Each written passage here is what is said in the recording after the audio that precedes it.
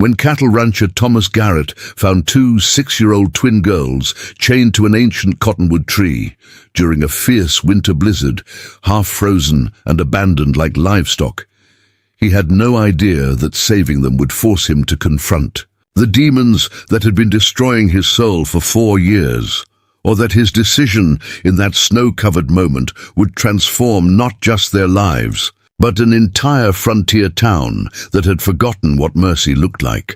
The rooster's harsh crow cut through the pre-dawn darkness like a rusted blade, just as it had every morning for the past 18 months. Before we jump back in, tell us where you're tuning in from, and if this story touches you, make sure you're subscribed, because tomorrow I've saved something extra special for you. Thomas Garrett's weathered hand reached automatically for the whiskey bottle beside his cot, finding it empty again. He cursed under his breath and swung his legs over the edge of the narrow bed, his joints protesting after another night spent drinking himself into oblivion on the floor of what used to be his wife's sewing room. The main bedroom had been locked. Since the day he'd buried Martha and little Benjamin 4 years ago, Thomas couldn't bear to sleep in the bed where Martha had died giving birth to their son, couldn't face the cradle he'd carved by hand during the long winter months before the fever took them both. The rest of the house had become a shrine to his failures. Dust-covered furniture, cold fireplaces, and the oppressive silence of dreams that had died alongside his family. Thomas pulled on his worn leather boots and stepped onto the porch of the 2-story farmhouse he'd built with his own hands 12 years earlier. The December air bit at his face like broken glass, and fresh snow covered the rolling hills of his ranch in southeastern Wyoming territory. What had once been a thriving cattle operation now barely functioned. Half his herd had been sold off. To pay debts, the other half wandered freely across unfenced pastures while Thomas drowned his sorrows in rot-gut whiskey and self-pity. At 34, Thomas looked like a man who'd lived twice as long. His blonde hair, once neat and well-kept, now hung past his shoulders in greasy tangles. His face, which Martha used to say was handsome enough to make the preacher's wife blush, had become gaunt and hollow-eyed. The strong shoulders that had once swung an axe for 14 hours straight now hunched under the weight of guilt and regret. He'd lost 30 pounds since the funeral, not from any conscious effort, but because food tasted like ash and whiskey, was easier to swallow. The town of Millfield lay 8 miles to the east, a collection of weathered buildings clustered around the railroad depot that had given the settlement its reason for existence. It was a hard place populated by hard people, ranchers, miners, railroad workers, and the merchants who served them. The territorial government was a distant concept. Out here, a man's word and his willingness to back it up with iron were the only laws that mattered. Thomas had been a different man before the fever took his family. He'd owned one of the largest spreads in the county, employed 6 hands during calving season, served on the town council. Martha had been the school teacher, beloved by every child in the territory for her gentle manner and endless patience. She'd also been the closest thing Millfield had to a doctor, delivering babies and tending to the sick, with knowledge gleaned from her father's medical books and a natural healing touch. Their son Benjamin had lived for exactly 7 hours. Thomas could still remember every detail of that terrible day, how Martha had labored through the night while the winter storm raged outside, how her face had gone pale when the bleeding wouldn't stop, how she'd smiled when she placed the baby in Thomas's arms for the first and last time. "He has your eyes," she'd whispered, and those were the last words she ever spoke. The fever had taken them both within hours of each other. Dr. Morrison rode out from town through the blizzard, but by the time he arrived, Thomas was digging too. Graves in the frozen ground behind the house. The doctor had tried to explain about childbed fever and infection, but Thomas hadn't listened. He'd failed to protect his wife and child, failed as a husband and father, failed at the one job that mattered more than any other. The neighbors had tried to help in the months that followed, Sarah Macready brought casseroles and offers to clean the house. Reverend Philip spoke of God's plan and the comfort of reunion in the hereafter. The other ranchers offered advice about moving on and finding another wife to help work the land. Thomas had wanted to shoot every last one of them. Instead, he'd retreated into himself and the bottom of a bottle. The ranch hands had drifted away when Thomas stopped paying wages and started drinking before noon. The cattle wandered onto neighboring a property, causing disputes that Thomas no longer had the energy to resolve. Bills went unpaid, fences fell into disrepair, and the house that had once been filled with Martha's laughter became a monument to everything Thomas had lost. For 2 years, Thomas had been the town drunk, stumbling into Millfield every few weeks to buy supplies and whiskey, sleeping off his binges in the jail cell when Sheriff Coleman decided he was too loud or too belligerent for public consumption. The good people of Millfield had initially tried to help, but their patience had worn thin. Now they treated him with the careful politeness reserved for rabid dogs. You didn't provoke them, but you didn't get too close either. Judge Harrison had been blunt during Thomas's last court appearance 6 months ago. Sober up and tend to your ranch, or forfeit the property for back taxes and unpaid debts. It wasn't the threat of losing the land that had finally motivated Thomas to put down the bottle. It was the realization that Martha and Benjamin were buried on that land, and he'd rather die than see their graves sold to strangers. Thomas had been sober for 5 months and 12 days. Not that he was counting. He'd stopped drinking not because he'd found peace or healing, but because the whiskey had stopped working. It no longer silenced the voice in his head that whispered he should have died instead of them, should have been able to save them, should have been a better husband and father. Sobriety wasn't recovery. It was just a different kind of torment. This particular morning brought news that Thomas had been dreading. His nearest neighbor, Edmund Blackwood, had ridden over before sunrise with word that several head of Thomas's cattle had wandered onto Blackwood property again, this time breaking through a fence and getting into the winter feed stores. "I'm not running a charity, Garrett," Blackwood had said, his breath visible in the cold air. "Those cattle of yours have cost me more in damaged fences and lost feed than they're worth. Either you get them under control or I start shooting strays." Thomas knew Blackwood wasn't bluffing. The man was a hard-nosed businessman who'd bought up half the county during the economic panic of 1873, acquiring struggling ranches for pennies. On the dollar, he'd been circling Thomas's property like a vulture for months, waiting for the right moment to make an offer that would amount to legalized theft. "I'll round them up today," Thomas had promised, though he wasn't sure how. His horse was lame, his gear was falling apart, and he hadn't eaten a proper meal in 3 days. But pride was sometimes stronger than practicality, and Thomas Garrett wasn't ready to surrender what little remained of his life's work. By mid-morning, Thomas had saddled his mare, despite her obvious limp, and set out across the snow-covered pastures in search of his wayward cattle. The wind was picking up, and dark clouds were gathering on the western horizon, signs of another storm moving in from the mountains. Thomas needed to find his cattle and get them back to the home pasture before the weather turned dangerous. The path tracks were easy enough to follow in the fresh snow, leading north toward the stand of cottonwoods that marked the boundary between his property and the territorial grazing lands. Thomas had always loved this part of his ranch. The trees grew thick along a seasonal creek, providing shelter for livestock and wildlife alike. Martha used to pack picnic lunches and ride out here with him during their courting days, spreading a blanket in the shade while they talked about their plans for the future. Thomas found his cattle easily enough.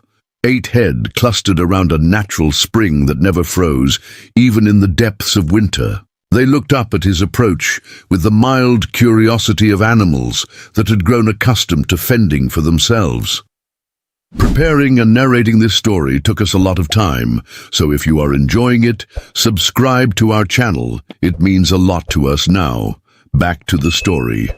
Getting them home would be simple enough, despite his horse's condition.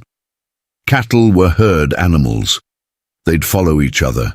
Once he got them moving in the right direction, he was counting heads and checking for injuries when he heard it, a sound that didn't belong in the wilderness. A whimpering noise like a wounded animal, but somehow different. More human. Thomas stopped and listened, his breath forming clouds in the cold air. The sound came again, definitely not natural, carried on the wind from deeper in the cottonwood grove. Thomas dismounted and ground-tied his mare, her reins weighted with a heavy lead rope.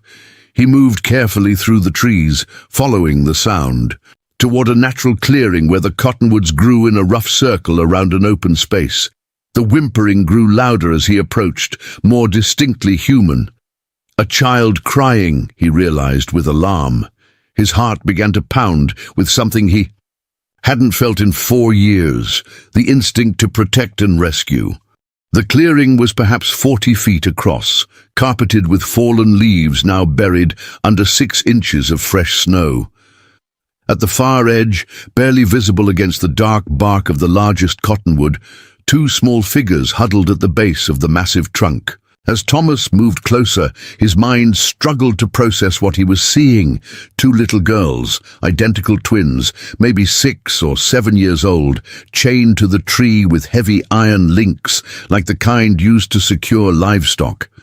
They wore matching blue dresses that might have been pretty once, but were now torn and filthy. Their dark hair hung loose around faces that were pale with cold and streaked with tears. Their feet were bare, red and swollen from the freezing ground. The chain was secured with an iron collar around both their necks, connected to a spike driven deep into the cottonwood's trunk. They had perhaps 4 feet of movement in any direction, enough to huddle together for warmth, but not enough to seek real shelter or escape. Empty tin cans and scattered remnants of stale bread told the story of how long they'd been there, days, maybe more than a week. One girl was awake but barely conscious, her eyes glassy and unfocused. The other had collapsed against her sister, unconscious or very close to it. Both children were obviously suffering from exposure, hunger, and dehydration. In this weather, they had hours at most before the cold claimed them permanently. Thomas's first instinct was to rush forward, but something made him pause and scan the surrounding trees. This wasn't an accident or abandonment. Someone had brought these children here deliberately, chained them like animals, and left them to die. That someone might still be nearby, watching, waiting. Thomas's hand moved instinctively to the Colt revolver on his hip, a weapon he'd carried for 20 years, but never used against another human being. The conscious girl noticed his movement, and recoiled as much as the chain would allow, pressing herself protectively against her unconscious sister. Her eyes were wide with terror, but also with something else. A desperate hope that maybe, just maybe, this stranger meant help instead of harm. "Easy there, little one," Thomas said softly, raising his hands to show he meant no threat. "I'm here to help. My name is Thomas." "What's your name?" The girl opened her mouth, but no sound emerged. Her lips were cracked and bleeding from cold and dehydration, her face gaunt from hunger. Thomas could see that she was trying to be brave, trying to protect her sister even while chained and helpless. Thomas knelt in the snow, making himself less threatening. Up close, he could see details that made his stomach churn with rage. The iron collars had rubbed bloody wounds around both girls' necks. Their arms and legs were covered with small cuts and bruises. Someone had also burned numbers into their forearms with what looked like a cattle brand. 12 on the conscious girl, 13 on her sister. "I'm going to get you out of here," Thomas promised, his voice rough with emotion he hadn't felt since Martha's death. "Both of you. You're safe now. I give you my word." The girl's eyes searched his face, looking for lies or cruelty. Finding neither, she whispered in a voice like broken glass, "Are you one of the bad men?" The question hit Thomas like a physical blow. These children had been so brutalized that rescue looked like another threat. "No, sweetheart, I'm not a bad man, and I'm not going to hurt you.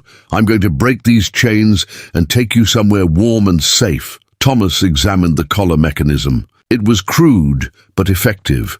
Iron bands secured with a simple pin lock, the kind used for livestock restraints. The chain itself was thick, but not impossible to break with the right tools. He returned to his horse and retrieved a small sledgehammer from his saddlebags, along with a cold chisel for splitting horseshoe nails. The conscious girl watched his every movement as he positioned the chisel against the lock mechanism. "This is going to be loud," he warned her, "but it won't hurt you, I promise." It took 4 sharp blows to shatter the lock, the sound echoing through the forest like gunshots. The moment the collar fell away, the conscious girl crawled to her sister and began shaking her gently. "Lucy," she whispered. "Lucy, wake up. The nice man is going to help us." Lucy's eyes fluttered open, unfocused and confused. She looked at Thomas with the same terror as her sister, but she was too weak to move away. Thomas shrugged out of his heavy coat and wrapped both girls in it, careful of their injuries. They weighed almost nothing, their bodies fragile as newborn calves. "What are your names?" he asked gently. "I'm Mary," the conscious girl said. "This is Lucy. We're twins." "How old are you, Mary?"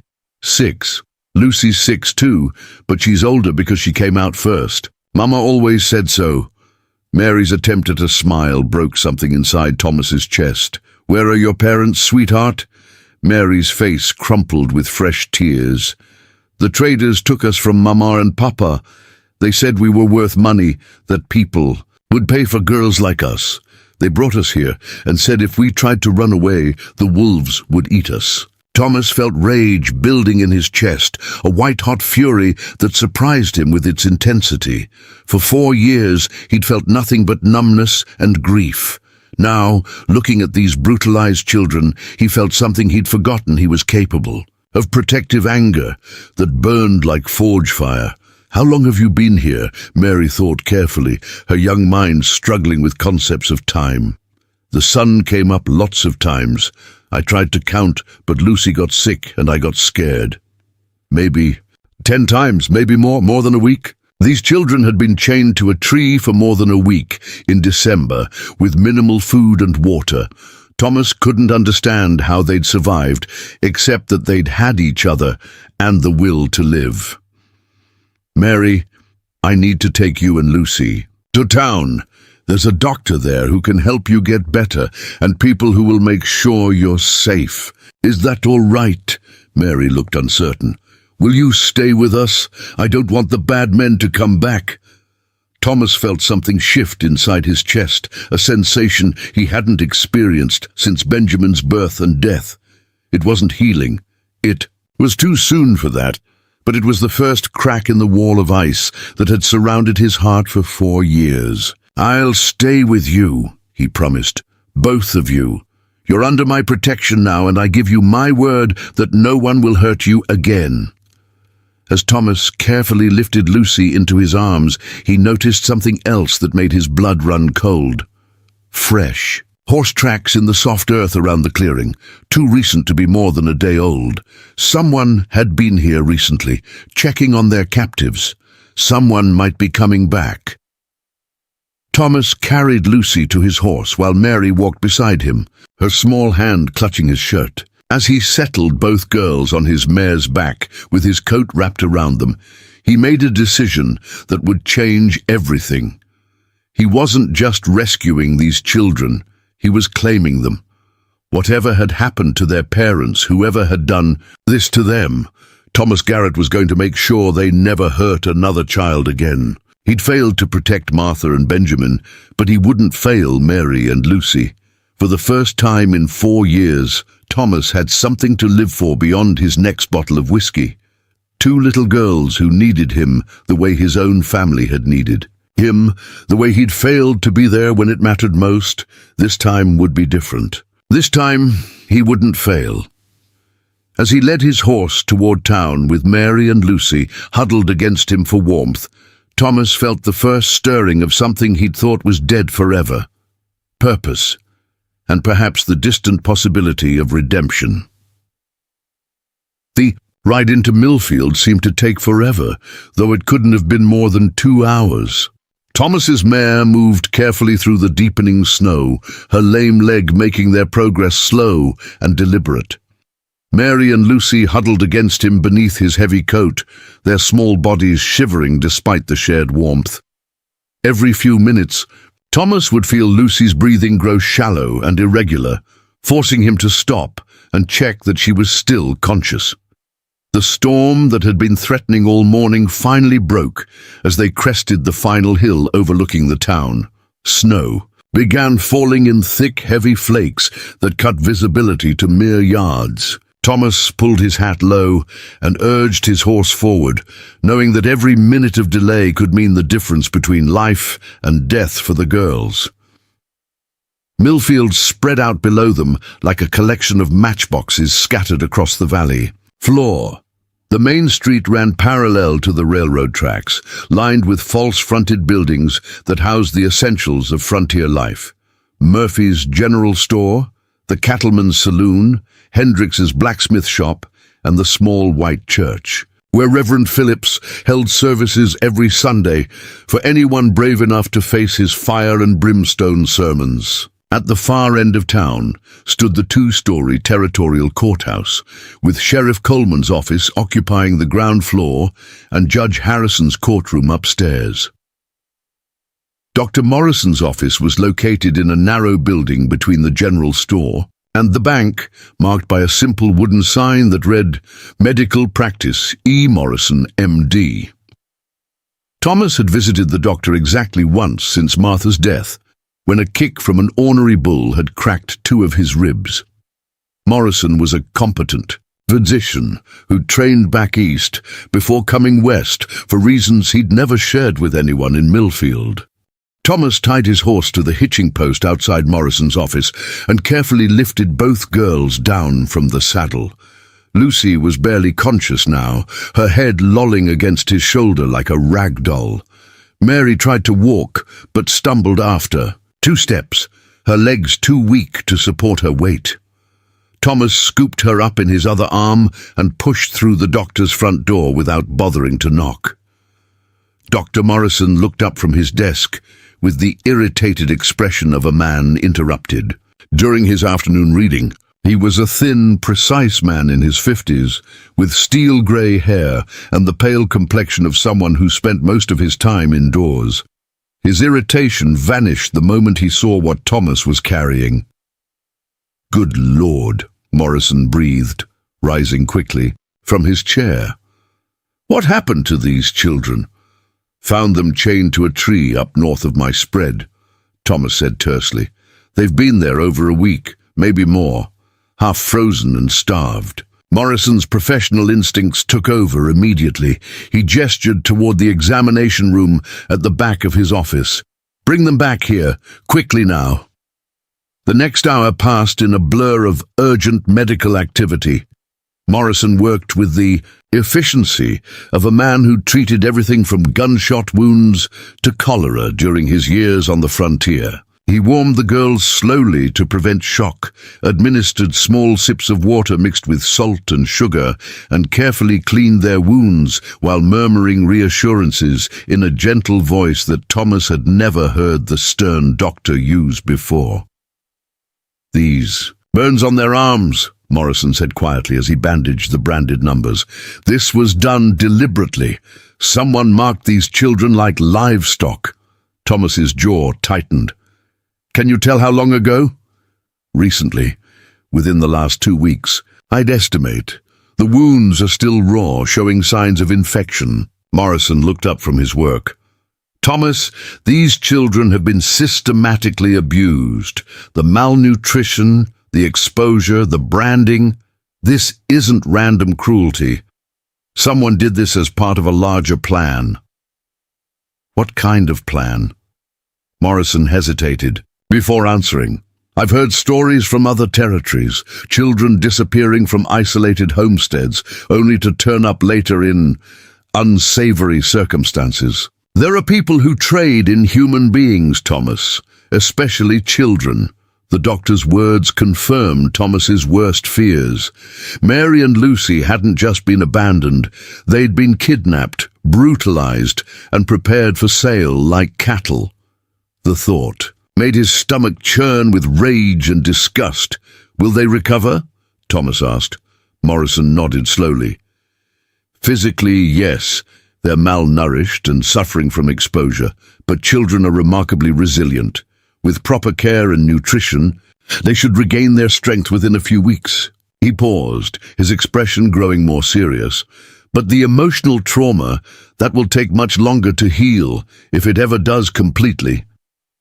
By the time Morrison finished his examination, word of Thomas's discovery had spread through Millfield. Like wildfire, the doctor's office filled with curious townspeople, all wanting to see the mysterious children and hear the details of their rescue. Thomas found himself the center of attention for the first time in years, and it made him deeply uncomfortable. Sarah Macready pushed through the crowd with her usual no-nonsense efficiency. She was the closest thing Millfield had to a social leader, a widow in her 40s who organized church functions and coordinated charitable efforts.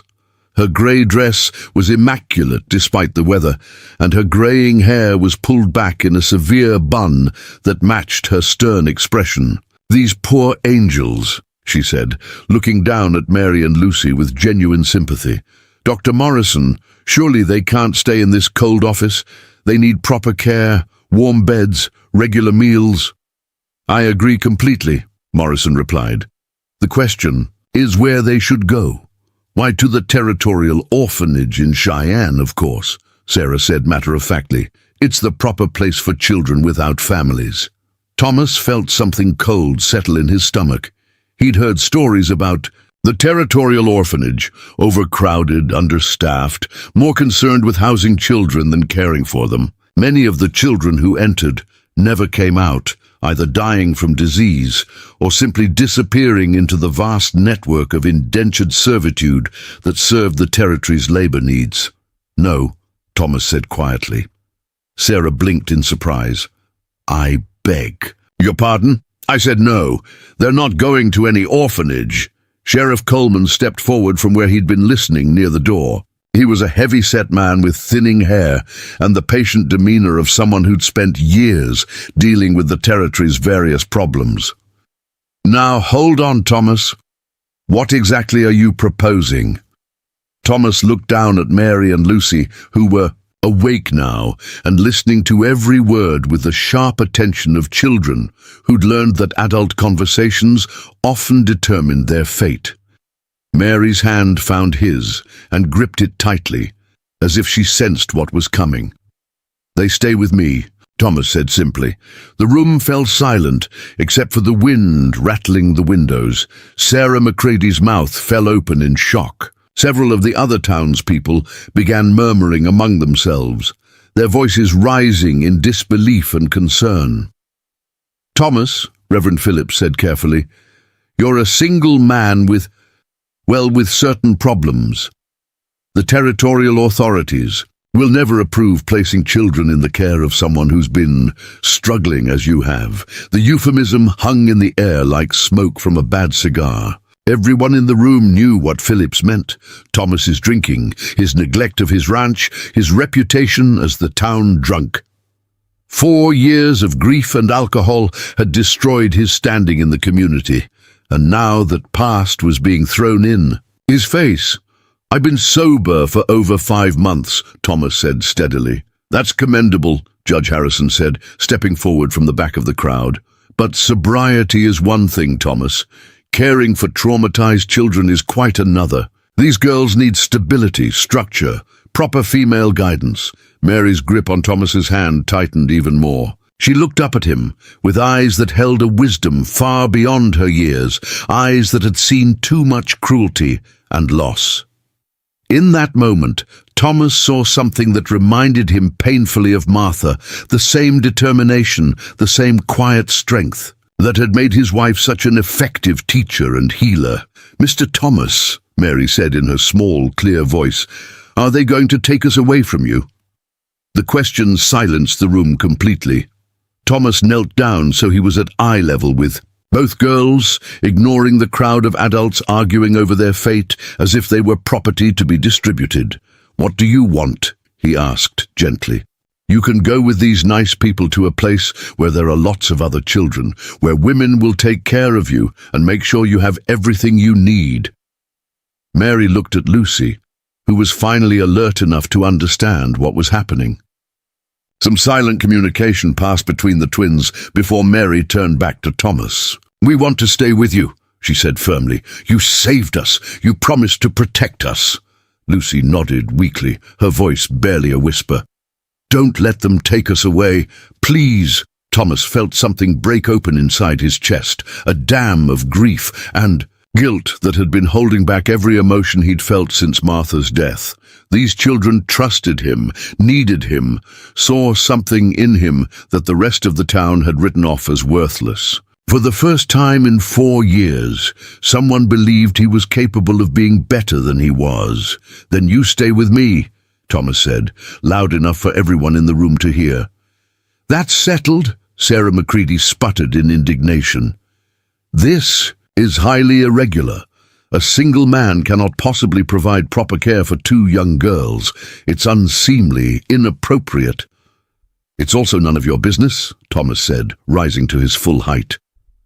At 6 feet tall with broad shoulders, he still got an imposing figure despite his recent troubles. "I found them, I saved them, and they want to stay with me. Unless someone has legal grounds to object, that's how it's going to be." Judge Harrison cleared his throat diplomatically. "Well, technically, until the territorial authorities make a formal determination about custody, you do have a right to care for them as their rescuer. However, I should warn you that this arrangement will be subject to review. The territory takes the welfare of children very seriously." Thomas nodded. "I understand, and I welcome any review.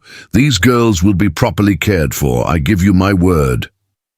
Dr. Morrison had been listening to the entire exchange while continuing to monitor his patients. Now he stepped forward with a practical suggestion. "If the girls are to stay with Thomas, they'll need proper supervision while they recover. I'd recommend that someone with experience caring for children check on them regularly." "I could do that," offered Mrs. Helena Vasquez, a Mexican woman who ran the town's laundry and had raised 6 children of her own. She was one of the few people in Millfield who'd always treated Thomas with kindness, even during his worst periods. "My youngest is grown now, and I have time. I could visit daily, help with cooking and cleaning, make sure the girls have what they need." Thomas felt a surge of gratitude toward the woman. "I'd appreciate that, Mrs. Vasquez. I'll pay you for your time, of course." "We'll discuss payment later," she said with a wave of her hand. "Right now, these children need warm clothes and proper food. Sarah, surely the church has some donations that would fit." Sarah McCready, still disapproving but unable to argue with the practical necessity, nodded stiffly. "I suppose we could find something suitable, though I still think this entire arrangement is highly questionable." As the crowd began to disperse, people making plans for the girls' immediate needs, Thomas found himself alone with Mary and Lucy for the first time since the rescue. Dr. Morrison had stepped out to prepare medicines, and the other townspeople were busy organizing clothing and supplies. "Are you sure about this?" Thomas asked the girls quietly. "Living with me won't be easy. My house isn't fancy, and I'm still learning how to take care of myself, let alone 2 little girls." Mary looked at him with that same unsettling wisdom. "The bad men said nobody would want us, that we were broken and worthless, but you came for us. You didn't have to, but you did." Lucy nodded, her voice stronger now after Dr. Morrison's care. "Mama used to say that home isn't a place, it's the people who love you. We don't have Mama and Papa anymore, but we have you." Thomas felt tears threatening for the second time that day, an emotion he'd kept buried so long that its return felt almost painful. "You have me," he agreed, "for as long as you want." The journey back to the ranch took place in near whiteout conditions, but Thomas's mare knew the way home, even when visibility dropped to nothing. Mrs. Vasquez had insisted on accompanying them, riding behind Thomas with a bag full of supplies donated by the townspeople. Mary and Lucy were bundled in warm clothes provided by the church, their bellies full of the first proper meal they'd eaten in over a week. When they finally reached the ranch house, Thomas saw it through new eyes. The two-story structure that had once been his pride and joy now looked shabby and neglected. Peeling paint, broken shutters, a front porch that sagged from lack of maintenance. The interior was even worse. Dust-covered furniture, cold fireplaces, and the musty smell of a house that had been slowly dying along with its owner. "Dios mío," Mrs. Vasquez muttered as she surveyed the mess. "Thomas, this place needs more than cleaning. It needs resurrection." But Mary and Lucy didn't seem to notice the house's condition. They explored each room with the wide-eyed wonder of children who'd been living in chains for over a week. Everything was a marvel. The cook stove, the rocking chair by the fireplace, the staircase leading to the second floor. "This is our house?" Mary asked, running her hand along the banister. "If you want it to be," Thomas replied. Lucy discovered the locked door to the master bedroom and tried the handle. "What's in here?" Thomas felt his chest tighten. That room belonged to my wife and son. They died 4 years ago. Both." Girls looked at him with sudden understanding. "You lost your family too," Mary said softly. "Yes. Is that why you saved us? Because you know what it's like to lose people you love?" Thomas knelt down and pulled both girls into his arms, feeling their small bodies relax against him with complete trust. "Maybe, or maybe you saved me." Mrs. Vasquez began the monumental task of making the house livable, while Thomas built up the fires and prepared beds for the girls in the spare room that had once been intended as a nursery. As evening fell and the storm continued to rage outside, the house began to feel alive again for the first time in 4 years. The girls helped with simple tasks, setting the table, folding clean linens, feeding kindling to the fire. They worked, with the quiet efficiency of children who'd learned to be useful, but Thomas noticed they never strayed far from him and always positioned themselves where they could see all the exits. The trauma of their captivity would take time to heal, but they were safe now, and that was what mattered.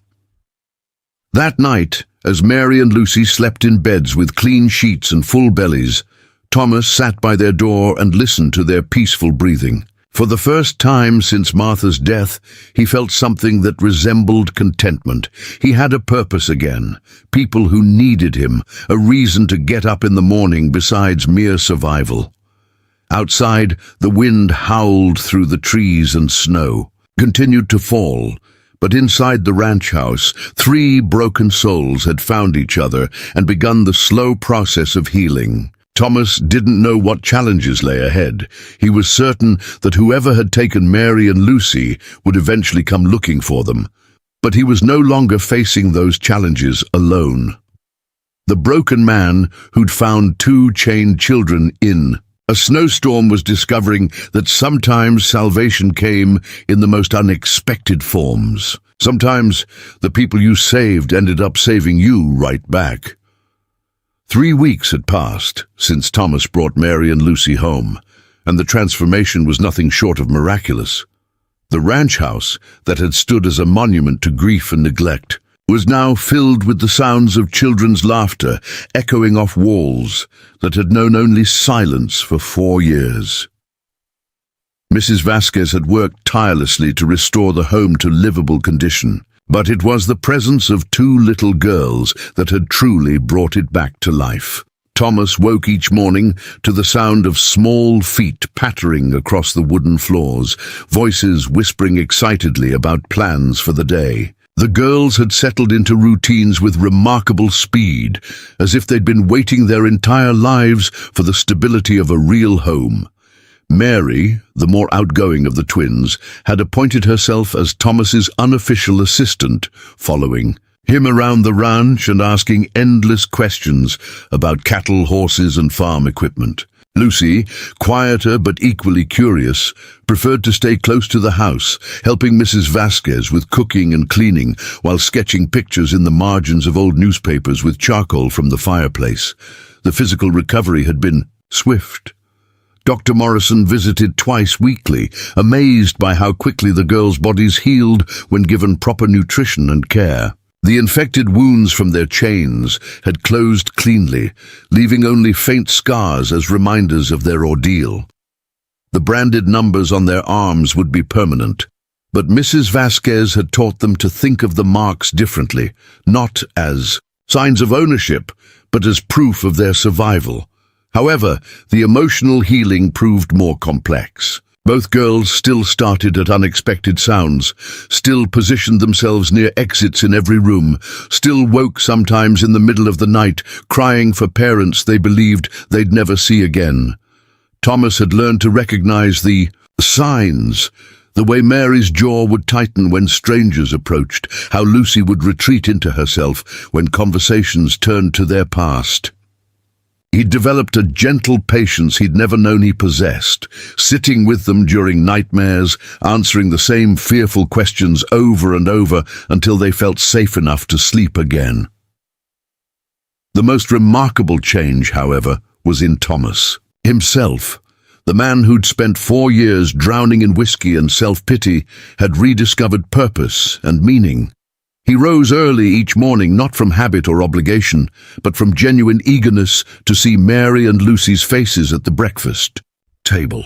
He'd started taking care of himself again, bathing regularly, mending his clothes, even trimming his hair and beard to look presentable.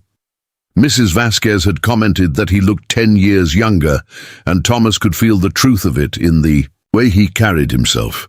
The ranch was thriving again as well. With reason to care about his future, Thomas had thrown himself into the work of rebuilding his operation. He'd repaired fences, organized his cattle into proper herds, and even hired 2 of his former ranch hands who'd been struggling to find steady work.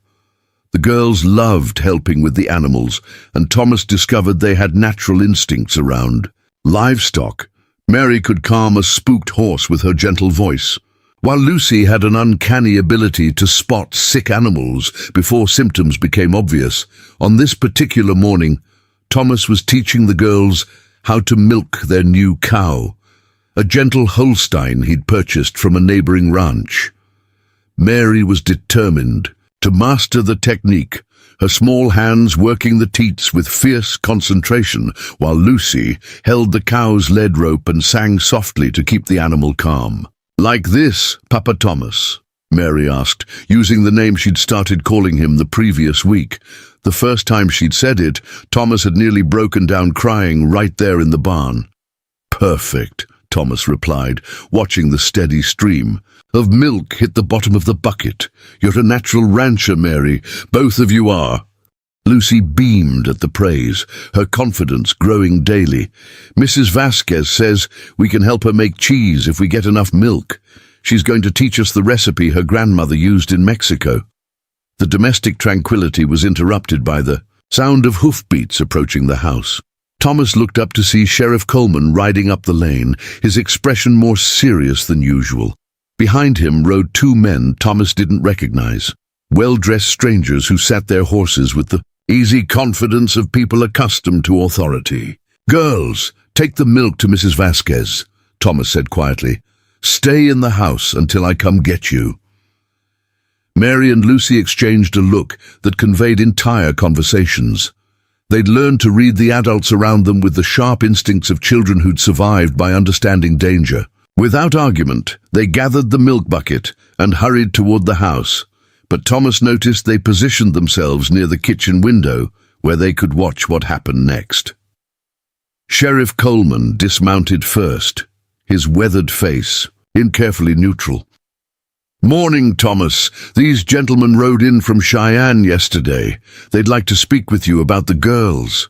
The taller of the two strangers stepped forward, removing his hat to reveal steel-grey hair and pale blue eyes that missed nothing. He was impeccably dressed in a black suit with a gold watch chain, the kind of man who dealt in money and influence rather than physical labor.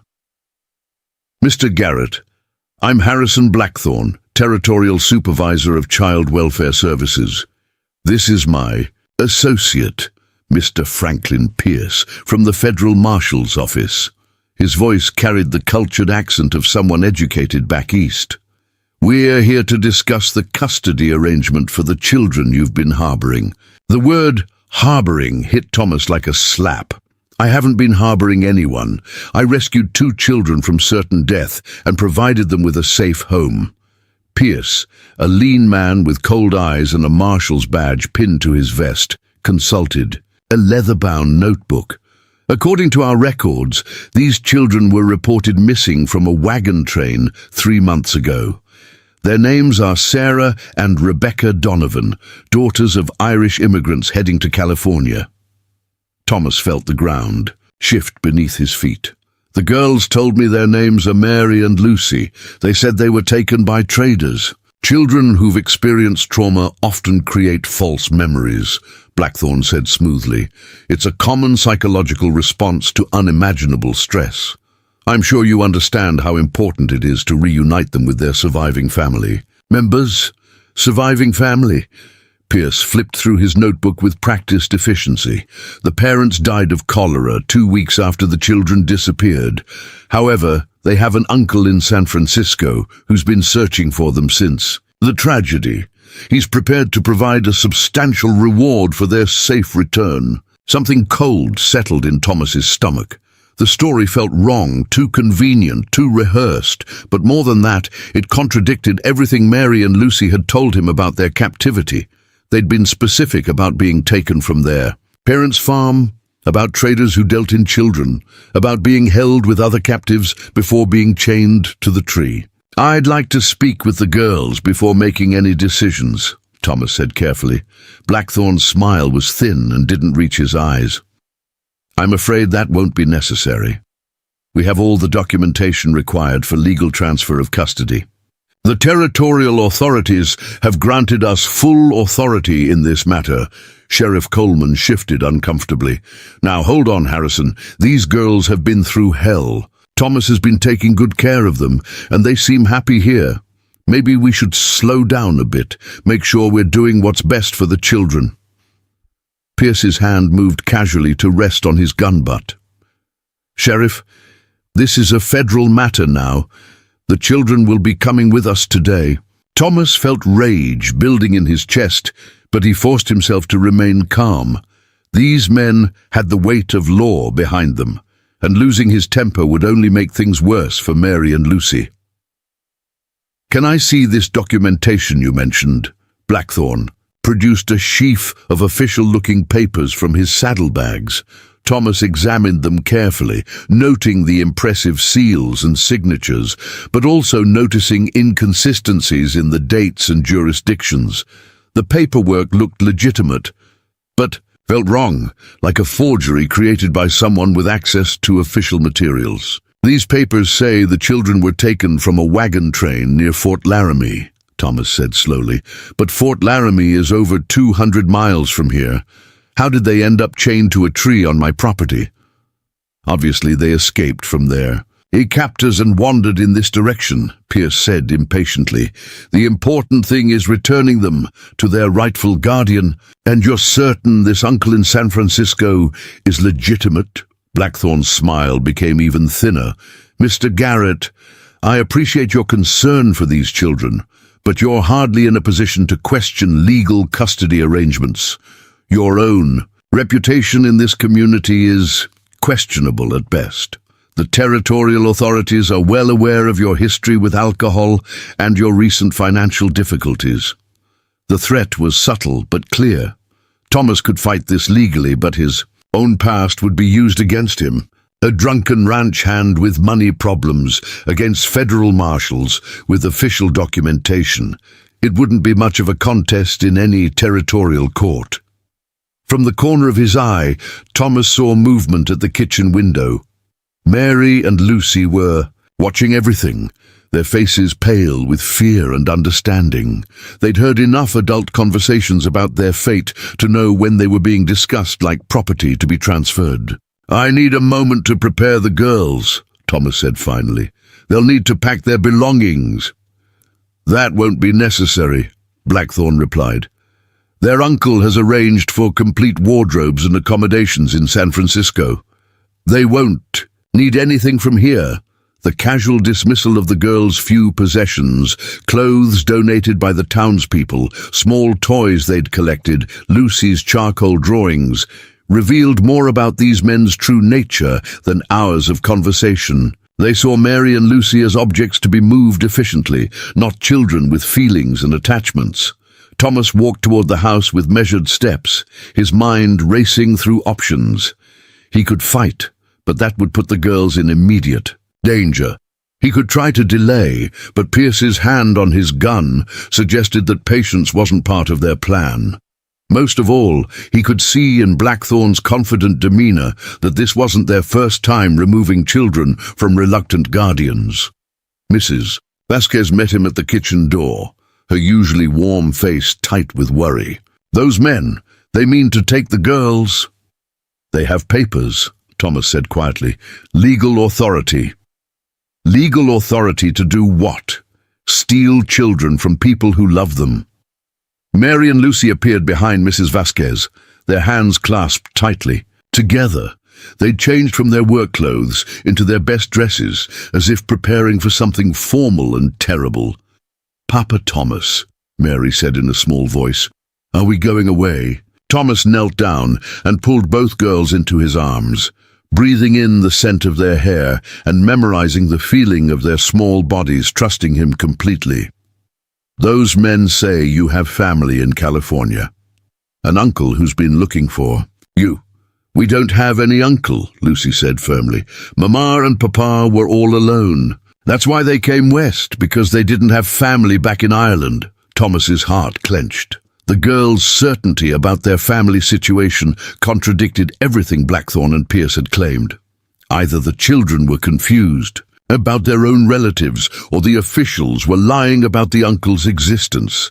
"Mary, Lucy, I need you to listen very carefully," Thomas said, keeping his voice low so the men outside couldn't hear. "Sometimes adults have to do things they don't want to do because other adults with more power say they have to. But that doesn't mean the love stops. That doesn't mean you stop being my girls, no matter where you go." Mary's eyes filled with tears, but her voice remained steady. "We don't want to go with them. They feel wrong, like the bad men who took us before." "I know, sweetheart. I feel it too.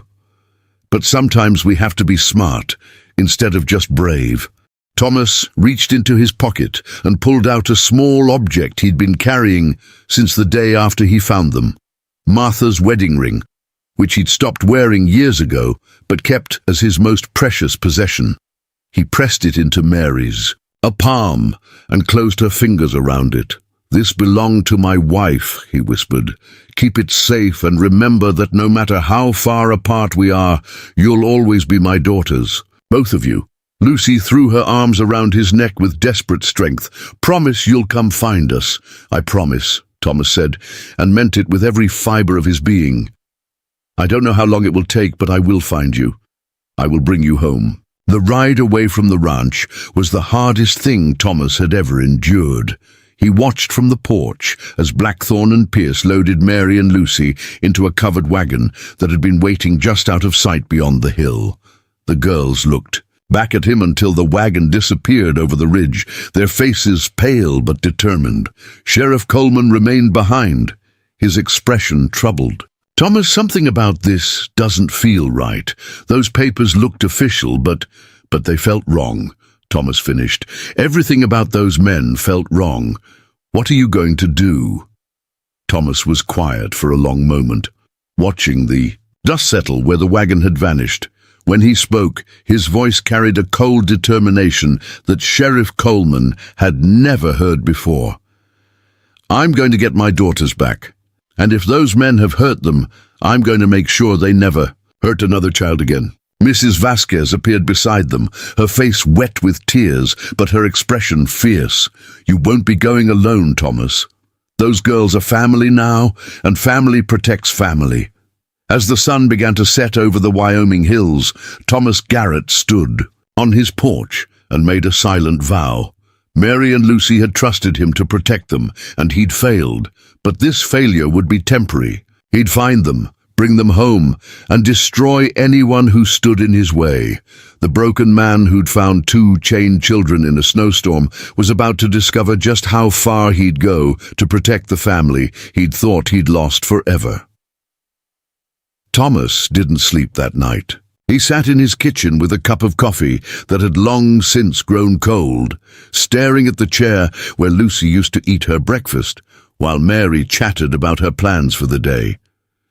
The silence in the house felt suffocating, a stark reminder of how quickly his world had been torn apart for the second time in his life. But this time was different. This time he wasn't going to accept loss as inevitable. By dawn, Thomas had formulated a plan. He couldn't track Blackthorne and Pierce. Alone, they had too much of a head start and too many resources. But he wasn't without allies. And more importantly, he wasn't without skills that 4 years of grief had made him forget he possessed. Before Martha's death, Thomas had been more than just a successful rancher. During the war, he'd served as a cavalry scout for the Union Army, tracking Confederate raiders across 3 states. He knew how to read sign, how to move unseen, and how to find people who didn't want to be found. The first stop was Sheriff Coleman's office. Thomas found the lawman poring over territorial law books, his weathered face creased with frustration and concern. "Any luck with those papers they showed us?" Thomas asked without preamble. Coleman looked up and shook his head grimly. "That's just it. The papers check out. At least they look official enough that any territorial judge would accept them. Federal seals, proper signatures, the whole works. But I sent a telegraph to Cheyenne asking about this Harrison Blackthorne fellow. And, according to the Territorial Administration, no such person exists in their employ.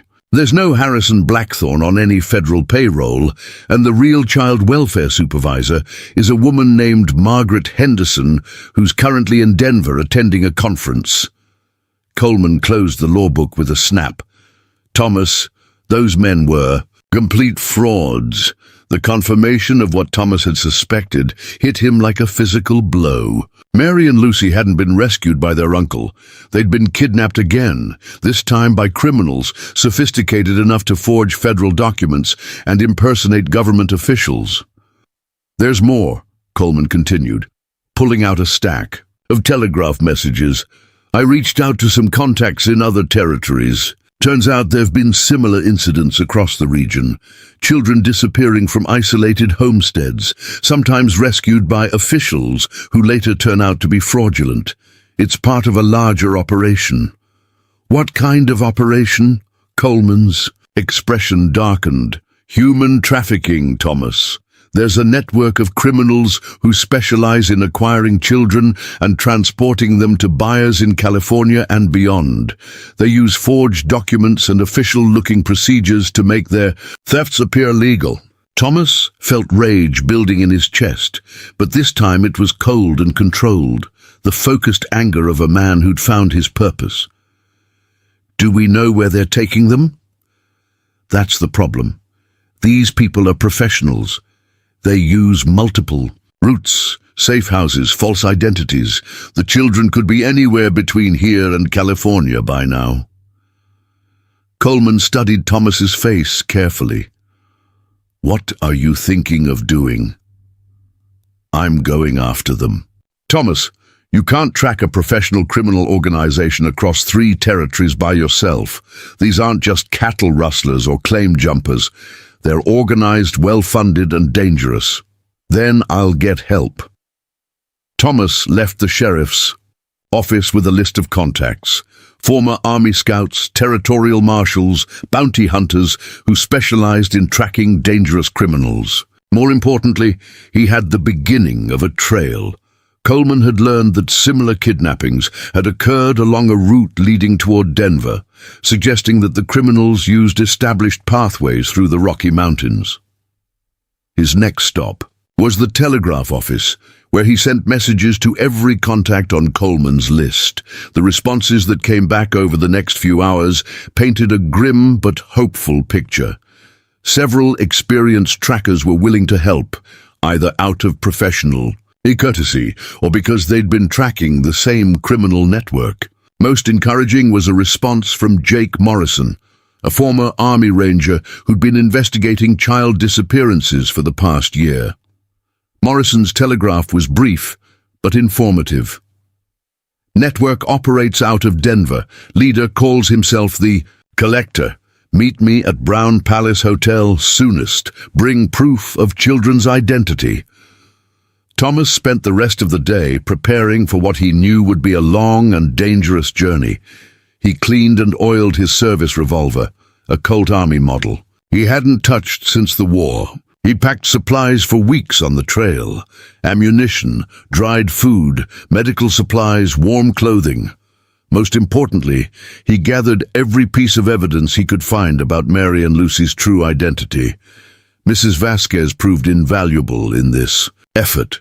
She'd spent hours talking with the girls during their recovery, learning details about their lives before the kidnapping that no forged document could contradict. Mary had mentioned a birthmark on Lucy's shoulder, shaped like a crescent moon.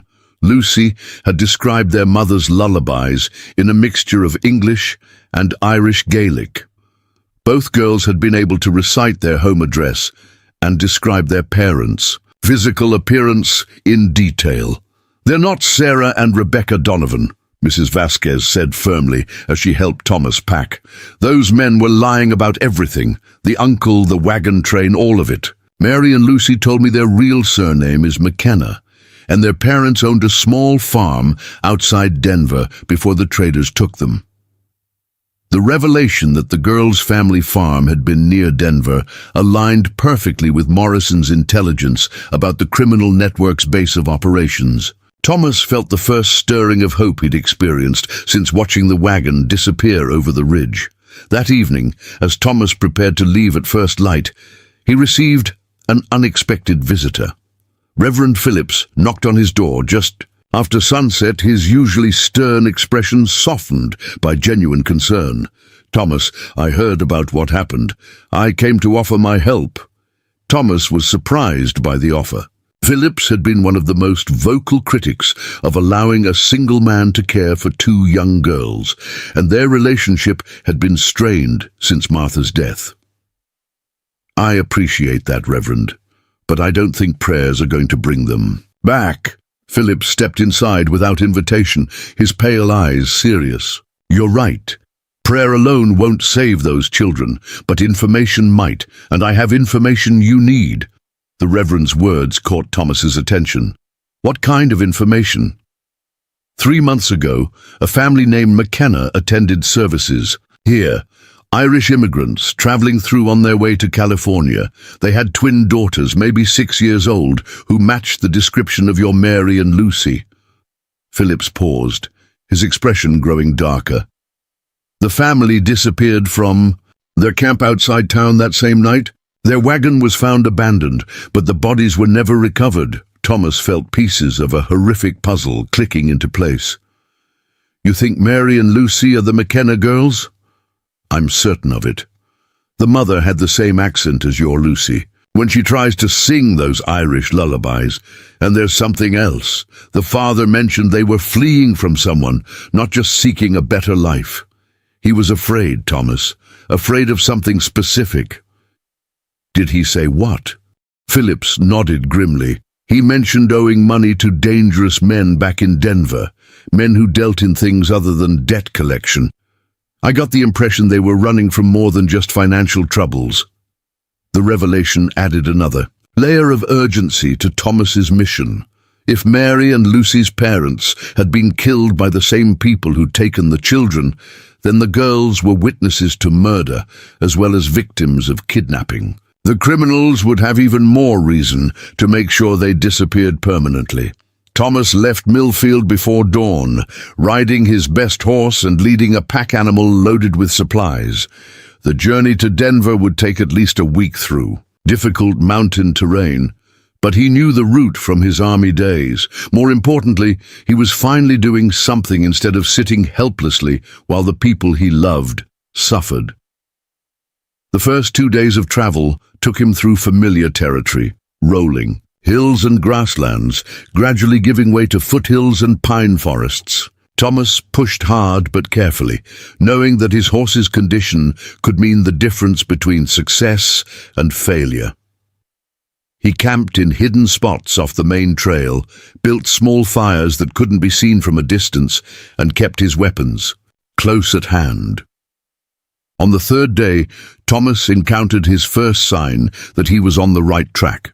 At a way station, where travelers often stop to rest and water their horses, he questioned the proprietor about recent traffic. "Funny you should ask," the grizzled old man said, studying Thomas carefully. "Had some folks through here a couple days back that didn't sit right with me. Well-dressed gents with a covered wagon claimed they were transporting orphans to new homes. But those kids in the wagon looked scared as rabbits, and one of them tried to slip me a note when the men weren't looking." Thomas's heart raced. What did the note say? Couldn't read it, just scribbles like a child would make. But the little girl who handed it to me, she had these big brown eyes that looked like they'd seen too much trouble for someone so young. The man paused, his expression growing more serious. Something about the whole situation felt wrong, if you catch my meaning. Which direction did they head? North toward the mountain pass. But mister, if you're thinking of following them, you should know they had at least 6 armed men with them, and these weren't the kind of folks you'd want to meet on a lonely trail. Thomas thanked the man and continued north, his sense of urgency growing. Mary and Lucy were definitely with Blackthorn's group, and they were brave enough to try communicating with strangers despite the danger. The thought of them trapped in a wagon with armed criminals made his blood boil, but he forced himself to remain calm and focused. The mountain pass was treacherous even in good weather, with narrow trails that wound through rocky terrain and forests thick enough to hide an army. Thomas had to slow his pace and rely on his tracking skills, reading sign in disturbed earth and broken branches. The criminal group was making good time, but weren't trying to hide their passage. They felt confident in their official documentation and weren't expecting pursuit. On the 4th day, Thomas caught up with Jake Morrison at a remote trading post nestled in a valley between 2 peaks. Morrison was exactly what Thomas had expected from his army reputation. A lean, weathered man in his 40s with intelligent eyes and the quiet confidence of someone who'd survived situations that killed other men. "You're Garrett?" Morrison asked, looking up from a map spread across a rough wooden table. "That's right. You said you've been tracking this network." Morrison nodded grimly. "For over a year now. They call their leader the Collector, because he specializes in acquiring specific types of children for specific buyers. Young girls for brothels, strong boys for factory work, intelligent children for other purposes." "What other purposes?" "Rich folks back east who can't have children of their own sometimes pay enormous sums for healthy kids with the right look. The Collector has contacts who can provide forged adoption papers, false birth certificates, complete new identities. A child disappears from a farm in Wyoming and reappears as the adopted son or daughter of a wealthy family in New York." Thomas felt sick at the implications. So Mary and Lucy are probably being prepared for sale to the highest bidder. The good news is that valuable merchandise is kept in good condition. The bad news is that we're running out of time. Once they reached the Collector's main facility outside Denver, The children disappear into a network we've never been able to penetrate. Morrison showed Thomas intelligence he'd gathered about the criminal organization's structure and methods. The operation was more sophisticated than Thomas had imagined, with safe houses, corrupt officials, and a distribution network that stretched from Mexico to Canada. The collector himself was a mystery. No one knew his real name or had seen his face. But his reputation for ruthless efficiency was legendary among both criminals and law enforcement. "How do we find them?" Thomas asked. Morrison smiled grimly and pointed to a spot on the map. "We don't find them, we let them come to us. There's only one route through these mountains that a wagon can travel, and it passes through Devil's Canyon. Tomorrow morning, if we position ourselves correctly, we can intercept them before they reach the main facility." Thomas studied the map carefully, his military training automatically calculating angles of attack and defensive positions. Devil's Canyon was perfectly suited for an ambush. High walls on both sides, limited visibility, and no escape routes for anyone caught in the narrow passage. "How many men are we facing?" "At least 8, probably more. They'll be well armed and experienced fighters." Morrison looked at Thomas seriously. "This isn't going to be like arresting drunk cowboys, Thomas. These people kill anyone who threatens their operation." Thomas thought about Mary and Lucy, probably terrified and confused, trusting that he would keep his promise to bring them home. He thought about Martha and Benjamin, the family he'd failed to protect. This time would be different. This time he wouldn't fail. "Then we'd better make sure we get to them first," Thomas said quietly, as the two men prepared for what would likely be the fight of their lives. Thomas felt something he hadn't experienced since before Martha's death, absolute certainty about what he needed to do. Tomorrow, he would either bring his daughters home or die trying. But either way, Mary and Lucy would know that someone had loved them enough to fight for them. The broken man who'd found 2 chained children in a snowstorm was about to discover that sometimes redemption required walking straight into hell and dragging the innocent back to safety. Thomas and Morrison reached Devil's Canyon just as the first pale light of dawn touched the rocky walls. The canyon was exactly as Morrison had described. A narrow passage carved through solid stone by centuries of water flow, with walls rising nearly 100 feet on both sides. The floor of the canyon was perhaps 30 yards wide, covered with loose gravel that would make any wagon's passage slow and noisy. It was the perfect place for an ambush, which was exactly why Thomas felt uneasy as they took their positions among the rocks above the trail. Morrison had positioned himself on the north wall of the canyon, armed with a sharp-shooting rifle and enough ammunition to hold off a small army. Thomas took the south wall, his cavalry training automatically calculating fields of fire and escape routes. They'd agreed on a simple plan: wait for the wagon to enter the narrowest part of the canyon, then demand surrender. If the criminals refused, they'd disable the wagon and horses while avoiding harm to any children inside. The sun climbed higher, but no wagon appeared. By noon, Thomas was beginning to worry that they'd somehow missed their quarry or chosen the wrong route. Morrison signaled from across the canyon, pointing toward his ears and shaking his head. No sound of approaching wheels or hoofbeats. Silence stretched on, broken only by the occasional cry of hawks circling overhead. It was mid-afternoon when Morrison's sharp whistle echoed off the canyon walls. 3 short blasts that meant company coming. Thomas peered around the boulder that concealed his position and saw them at last. But what emerged from the tree line wasn't what he'd been expecting. Instead of a single covered wagon with children inside, a carefully orchestrated procession entered the canyon. 6 mounted men rode in formation, their weapons visible and their movements coordinated like a military unit. Behind them came 3 separate wagons. 2 empty supply wagons that could serve as decoys, and 1 heavily guarded prison wagon with iron bars over the windows. Thomas caught a glimpse of small faces pressed against those bars and felt his heart clench with recognition. Mary and Lucy were in that wagon, along with at least 4 other children. But the worst shock was yet to come.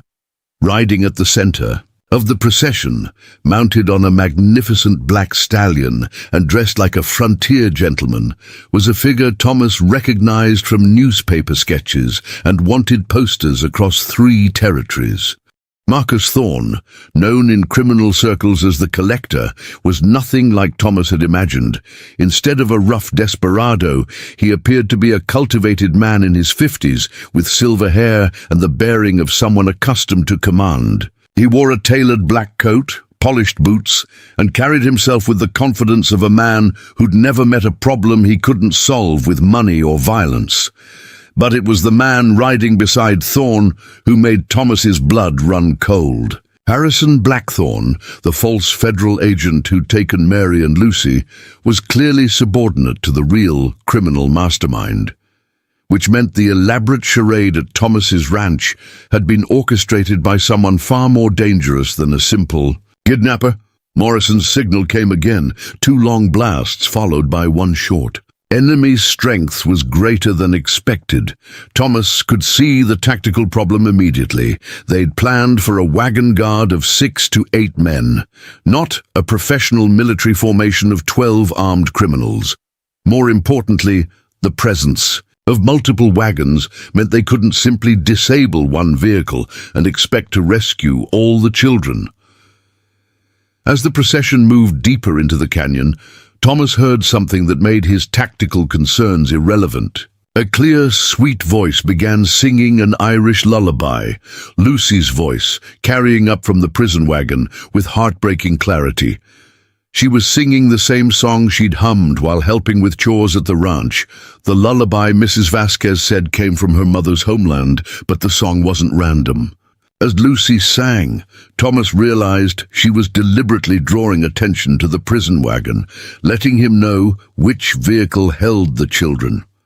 Even more importantly, she was singing loud enough to mask other sounds, like the quiet scraping of metal on metal that meant someone was working on the wagon's lock from inside. Mary and Lucy weren't just surviving their captivity, they were actively working to escape. The thought filled Thomas with fierce pride and desperate urgency. His daughters were counting on him, and he wouldn't let them down again. Thomas was preparing to signal Morrison when everything went wrong. The sharp crack of a rifle shot echoed through the canyon, but it wasn't from Morrison's position. One of Thorne's outriders had spotted something and was firing at the rocks where Morrison was hidden. Within seconds, the canyon erupted in gunfire. As the criminal formation scattered for cover, Thomas realized immediately that they'd walked into a trap. Thorne had known they were coming, had anticipated their strategy, and had prepared accordingly. The Collector's reputation for ruthless intelligence was well-deserved. He turned their ambush into a counter-ambush with deadly precision. Morrison's rifle barked 3 times in rapid succession, and Thomas saw 2 of the outriders fall from their horses. But return fire was already chipping rocks around Morrison's position, and Thomas could see his ally was pinned down by crossfire from multiple angles. Thomas made a decision that went against every tactical principle he'd learned in the army. Instead of maintaining his concealed position and providing covering fire, he stood up and began running down the steep canyon wall toward the prison wagon. If Morrison could keep the guards busy for just a few minutes, Thomas might be able to reach the children and get them to safety. The descent was treacherous, loose rock and steep angles that would have been dangerous even without people shooting at him. Bullets whined off stones around Thomas as he half ran, half slid toward the canyon floor, his own revolver in hand, but no clear targets among the scattered criminals. He was halfway down when he heard Thorne's cultured voice rise above. The gunfire. "Stop shooting, you fools. You'll hit the merchandise." The command revealed everything Thomas needed to know about Thorne's priorities. The children weren't just captives, they were valuable property to be protected, which meant Thorne's men would be reluctant to fire. near the prison wagon, giving Thomas a narrow corridor of relative safety. Thomas hit the canyon floor hard, his left shoulder striking a boulder with enough force to make his arm go numb. But he was only 20 yards from the prison wagon now, and he could see Lucy's face pressed against the barred window. Her eyes went wide with recognition and hope, and she began singing even louder to cover the sound of his approach. The wagon's rear door was secured with a heavy padlock, but Thomas had come prepared. The sledgehammer he'd used to break the girl's chains 3 weeks ago was strapped to his saddle, and his horse was trained to respond to whistle commands. A sharp blast brought his mount charging down into the canyon, hooves striking sparks. From the rocky ground, gunfire erupted around Thomas as he grabbed the sledgehammer and swung it at the padlock with all his strength. The first blow dented the metal but didn't break it. The second blow brought shouts of alarm from Thorne's men as they realized what he was doing. The third blow shattered the lock completely. The wagon door flew open and 6 children tumbled. Out, Mary and Lucy first, followed by 4 other young captives Thomas didn't recognize. All of them were pale and frightened, but their eyes blazed with determination. They'd been planning this escape for days, waiting for the right moment. "Papa Thomas," Mary cried, throwing her arms around him with desperate strength. "We knew you'd come. We never stopped believing." Lucy was right behind her sister, her small hands clinging to Thomas's coat. "The bad men said you were dead, but we knew they were lying. We knew you'd keep your promise." Thomas felt his heart swell with love and protective fury as he gathered both girls against him. But there was no time for reunion. Thorne's men were converging on their position, and Morrison's covering fire was growing sporadic as his ammunition ran low. "Listen to me," Thomas said urgently to all 6 children. "We're going to run for those rocks over there. Stay close together. Keep your heads down and don't stop until I tell you." As they prepared to make their desperate dash for cover, Thomas heard Thorne's voice again, much closer now. "Mr. Garrett, I presume. Your reputation for stubborn heroics precedes you." Thomas turned to see the collector approaching on foot, his hands raised in a gesture of temporary truce. Up close, Thorne was even more impressive. Tall, well-dressed, with intelligent eyes that missed nothing. He looked more like a successful businessman than a criminal mastermind. "Let the children go," Thomas said, his revolver trained on Thorne's chest. "Your quarrel is with me." Thorne smiled, and the expression was genuinely charming. "On the contrary, Mr. Garrett, my quarrel is with economics. These children represent a significant investment of time and resources. I can't simply give them away, no matter how touching your paternal instincts might be. They're not property. They're human beings. In your world, perhaps. In mine, everything has a price, and everyone can be bought or sold." Thorne's voice remained conversational, as if they were discussing the weather. "I'll make you a deal, though. You and your friend surrender peacefully, and I'll ensure the children are sold to families rather than less pleasant situations." Thomas felt Mary and Lucy press closer against him, their small bodies trembling with fear and cold. Around them, Thorne's men had formed a loose circle, weapons drawn but not yet aimed. Morrison was still alive. Thomas could hear his rifle firing occasionally from the rocks above, but he was clearly outnumbered and running low on ammunition. "What guarantee do I have that you'll keep your word?" Thomas asked, playing for time while calculating their chances of reaching cover. "The same guarantee you had when you chained yourself to responsibility for these children," Thorne replied. "None whatsoever. But at least my offer allows them to live." It was then that Thomas noticed something that changed everything. Lucy was no longer clinging to his coat. She'd moved slightly to one side and was holding something in her small hands. Martha's wedding ring, which Thomas had given to Mary as a keepsake, was now being used for an entirely different purpose. Lucy had tied the ring to a long piece of string and was swinging it in a specific pattern. 3 wide circles followed. by two quick snaps. It was a signal Thomas recognized from his cavalry days, a code used by scouts to communicate across distances.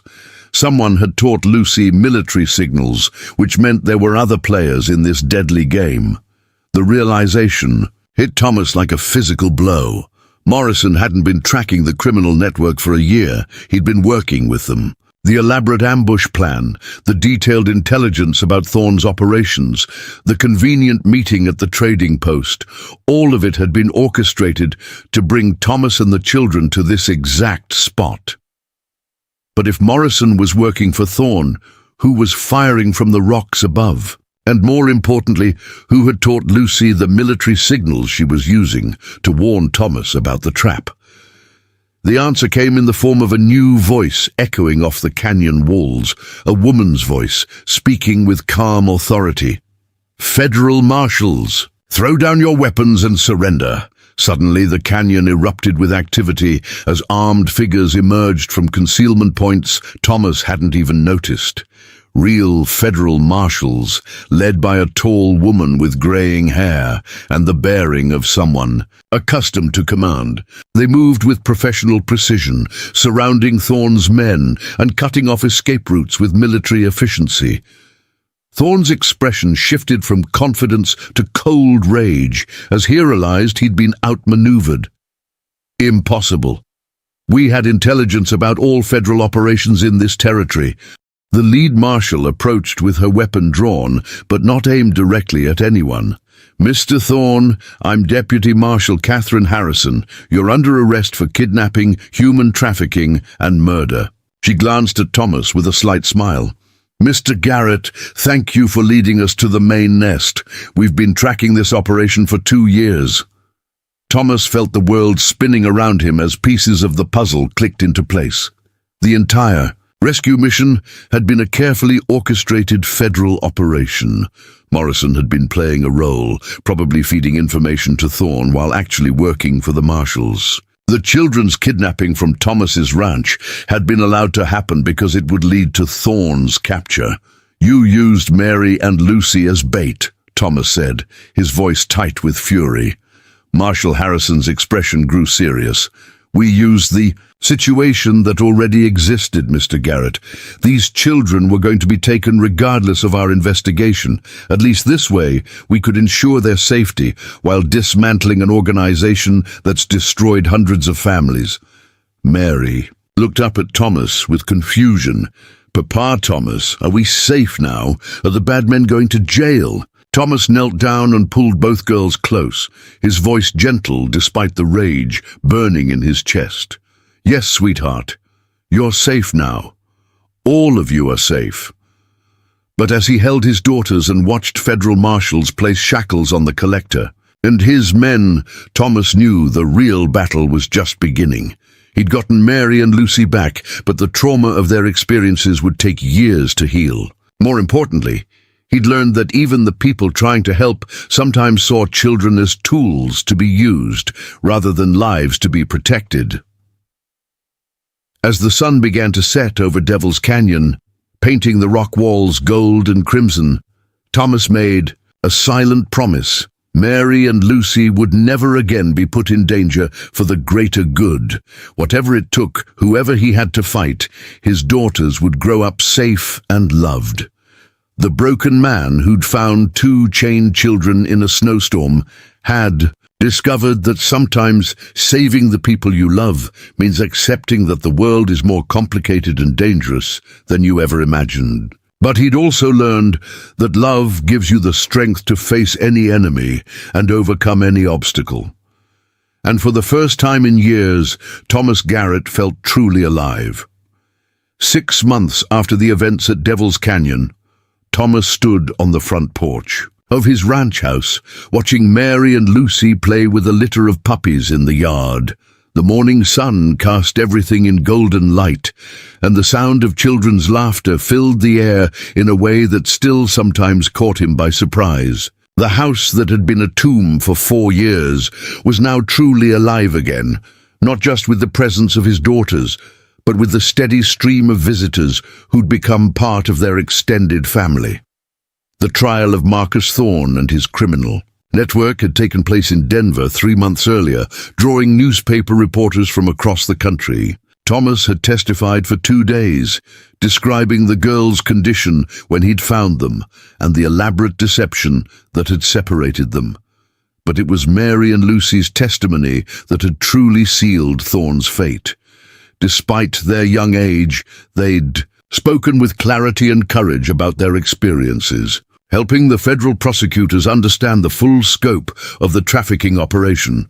Judge Patricia Crenshaw had sentenced Thorne to life in prison, but not before the criminal mastermind had made one final attempt to justify his actions. "These children were abandoned, forgotten by society," he'd said from the defendant's chair. "I gave them value, purpose, a place in the world where they mattered." Mary, sitting in the witness gallery between Thomas and Mrs. Vasquez, had stood up at that moment. Her clear voice had carried throughout the silent courtroom. "We weren't abandoned. We were stolen. And we always mattered because Papa Thomas loved us." The judge had required no further deliberation. The aftermath of the trial had brought unexpected challenges and blessings. Newspaper stories about Thomas's rescue of the twins had attracted attention from across the territory, including families whose own children had disappeared over the years. Thomas's ranch had become an unofficial sanctuary for recovered victims and desperate parents seeking answers. He'd had to hire additional help just to manage the correspondence and visitors. More importantly, the federal government had offered Thomas a position as a special consultant for child recovery operations. Marshal Catherine Harrison had visited the ranch personally to make the offer, explaining that his combination of tracking skills and understanding of trauma made him uniquely qualified for the work. "We need people who see these children as human beings first, not just evidence or assets," Harrison had said. "Your approach at Devil's Canyon showed us what's possible when someone fights for children because he loves them, not just because it's his job." Thomas had accepted the position, but on his own terms. He would help with investigations and rescues, but Mary and Lucy would never again be separated from him for longer than absolutely necessary. The girls had endured enough trauma. Their healing came first, before any other consideration. The psychological recovery had been more complex than the physical healing. Dr. Morrison visited monthly, not as the stern medical professional Thomas remembered, but as a family friend who understood trauma and its long-term effects. He'd explained that children who survived severe abuse often carried invisible wounds that could resurface years later. "They'll have good days and difficult ones," Morrison had warned. "The important thing is consistency, love, and patience. They need to know that no matter what happens, they're safe and wanted." Thomas had taken that advice to heart. He'd established routines that gave the girls a sense of security. Regular meals, bedtime stories, morning chores that made them feel useful and needed. More importantly, he'd learned to recognize the signs when memories became overwhelming and nightmares disrupted sleep. Mary had thrown herself into ranch work with fierce determination, as if proving her worth through usefulness. She'd become Thomas's shadow, helping with every task from mending fences to treating sick cattle. Her natural leadership had emerged as she took charge of caring for the other children who occasionally came to stay at the ranch during their own recovery processes. Lucy's healing had taken a different path. She'd discovered a talent for drawing that went far beyond her earlier charcoal sketches.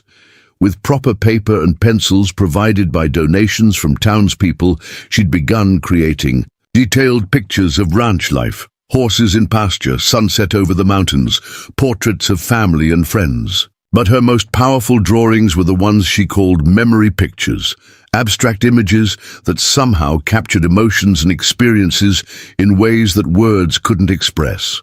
Mrs. Vasquez had become more than hired help. She was family in every way that mattered.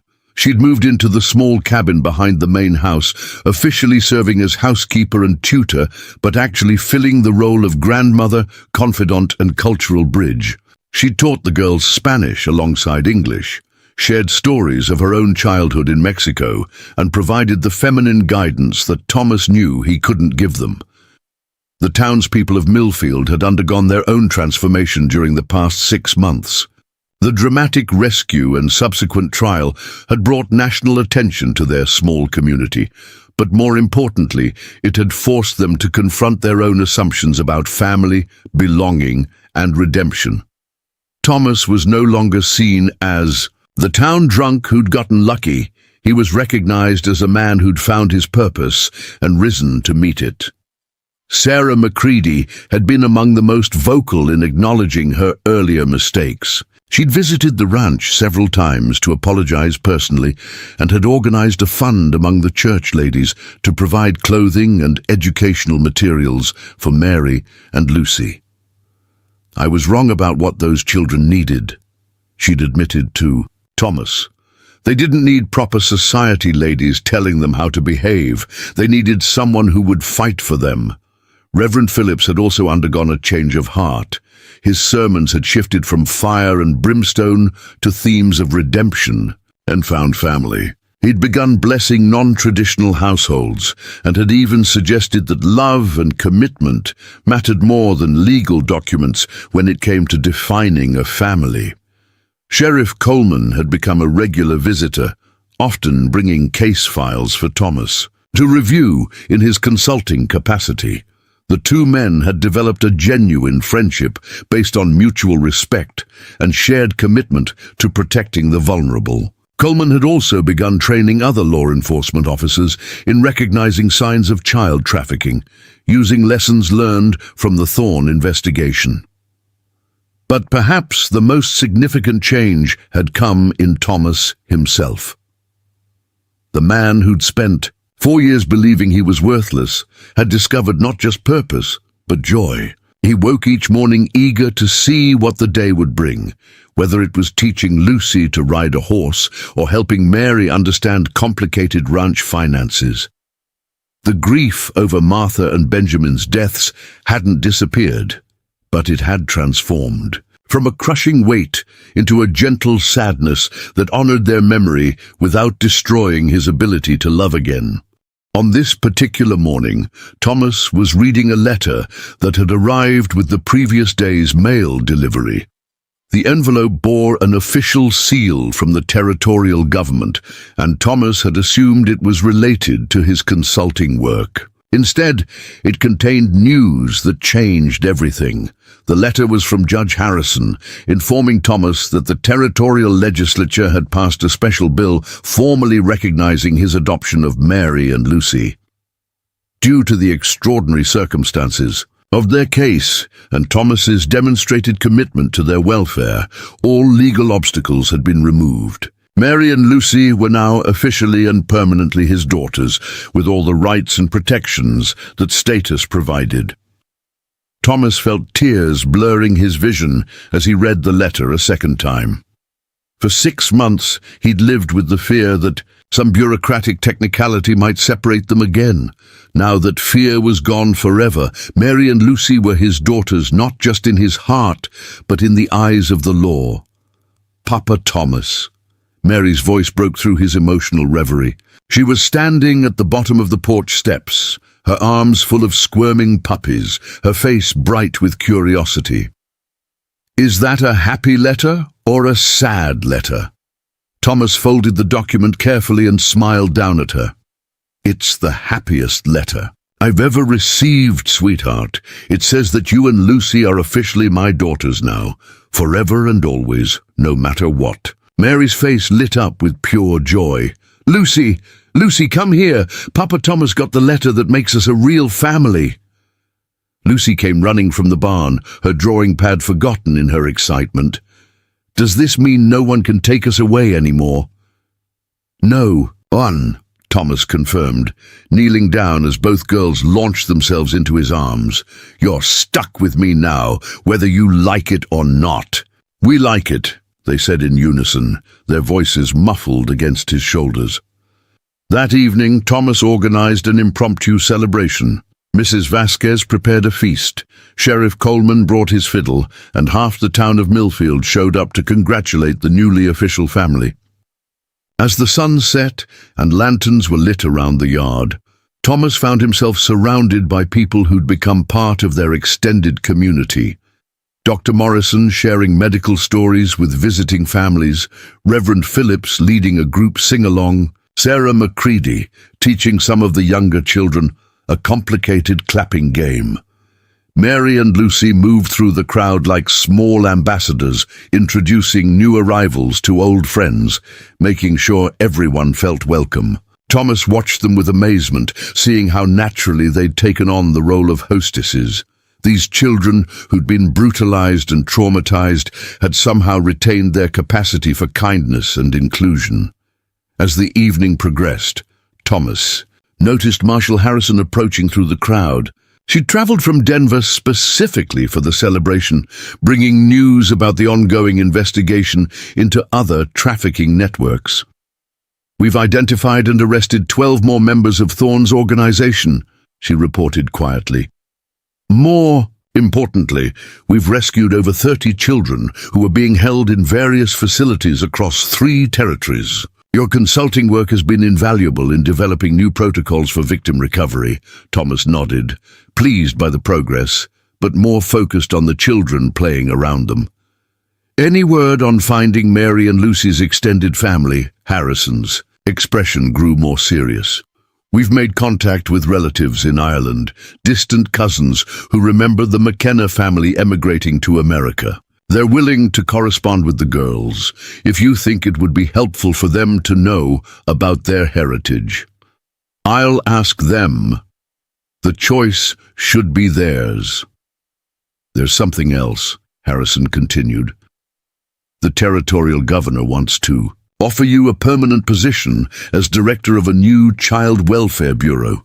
It would mean traveling occasionally, but the headquarters would be here in Wyoming. You'd have authority to investigate suspicious situations and coordinate rescue operations across the entire territory." Thomas considered the offer carefully.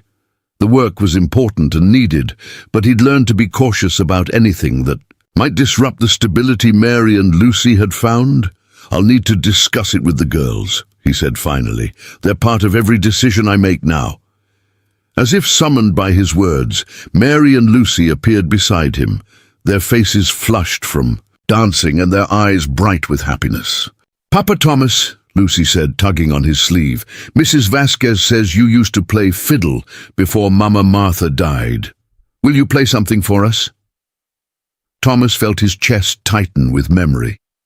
He hadn't touched a musical instrument since Martha's funeral, hadn't felt capable of creating beauty when his world held only pain. But looking at his daughter's hopeful faces, surrounded by friends and community, he realized that maybe it was time to reclaim that part of himself as well. Sheriff Coleman overheard the request and immediately offered his instrument. "I'd be honored to hear you play again, Thomas. It's been too long." Thomas accepted the fiddle with hands that shook slightly from emotion rather than uncertainty. The wood felt familiar despite the years, and as he positioned the bow and tested the strings, muscle memory began to reassert itself. He started with a simple melody, an Irish lullaby that Mrs. Vasquez had taught the girls, the same tune Lucy had hummed during their darkest moments of captivity. As the music filled the evening air, conversation gradually stopped, and people gathered closer.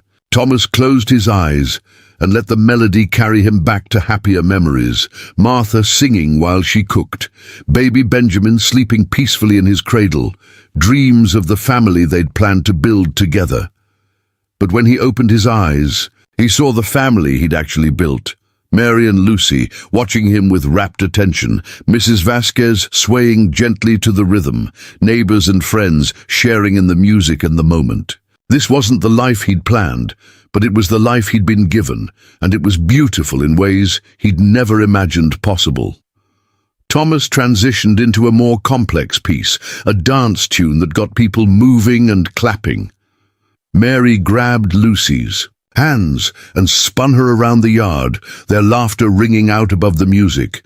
Other children joined them, and soon the entire gathering had become an impromptu dance party under the stars. As the evening wound down and guests began making their way home, Thomas found himself alone on the porch with his daughters. They were tired, but reluctant to end the celebration, curled up against him on the old wooden swing he'd repaired the week after bringing them home. "Papa Thomas," Mary said sleepily, "today was the best day ever. Better than the day you found." "Us?" Lucy asked. Thomas considered the question seriously. "That was the day our family began," he said finally. "Today was the day it became official.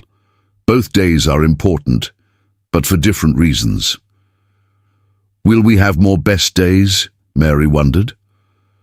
"I hope so, sweetheart. I think the best days happen when you're with people who love you and you're doing something that matters."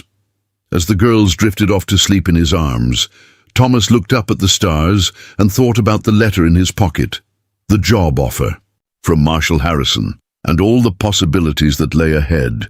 There would be challenges, helping other children heal from trauma, dealing with Mary and Lucy's own ongoing recovery, building a life that honored both the family he'd lost and the family he'd found. But for the first time since Martha's death, Thomas felt ready to face whatever came next. He had love, purpose, and the unshakable knowledge that sometimes the most broken people are capable of creating the most beautiful things. The man who'd found 2 chained children in a snowstorm had discovered that redemption wasn't a destination. It was a daily choice to love, protect, and nurture the precious lives that had been entrusted to his care.